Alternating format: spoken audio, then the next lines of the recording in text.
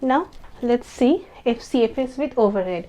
Okay, the thing is, if here overhead is mentioned explicitly that delta is 1 unit. If it is mentioned in the question, then only do, or else just leave it. Don't think about overhead and put some your own timestamp and do the question. Okay, so this is one mistake you will do. You can do, and another mistake I will tell you while solving the question. Okay, so this is our data given, process number. You might think why this is already put tick here. So I was making the video and the phone got stopped. Okay, so that's why it is here. So process number, arrival time, burst time, and then you have to compute completion time and everything else. So here my main motto is to show you how the NAT chart is drawn. Okay, so first is arrival time is this one. Obviously this is 0, so nowhere else it is 0.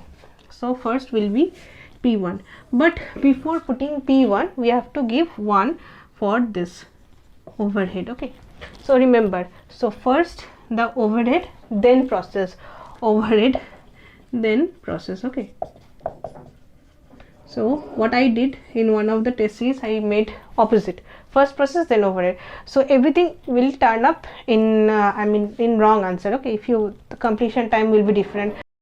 So now we will put process. Okay, so process number 1 will be put here. Its burst time is 3, so 1 plus 3 is 4. Now again overhead time is 1 unit, so 4 plus 1 is 5. Okay, so now next is lowest is among this is P2. So P2, so P1 is done. P2 is having burst time 2, 5 plus 2 is 7, so this is also done. Again overhead 7 plus 1 is 8. Now next P3 it's having lowest arrival time, that is 2, its burst time is 1, so P3 its burst time is 1. Next is again overhead, 9 plus 1 is 10, so P3 is done. P4, okay, so P4 is having least arrival time amongst all, that is 3, and its burst time is 4, so P4, 10 plus 4 is 14. Next it is again overhead 15, then P5. Okay, sorry, P4 is done. P5 is next least arrival time and its burst time is 5, so 15 plus 5 is 20. Let's continue here. Okay, so here it is 20, and now next is overhead. This one is done, 21, and next is overhead, and now last is 6, P6. So P6 burst time is this 2, so 2 plus 23.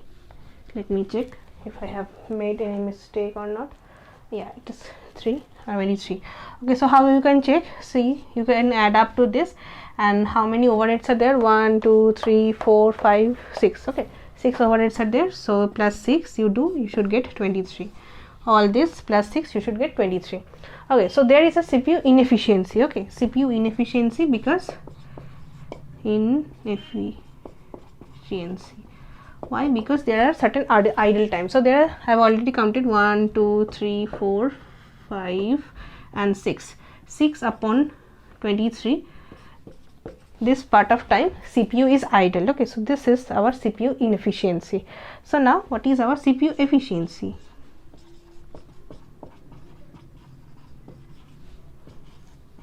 Okay, so 1 minus 6 by 23.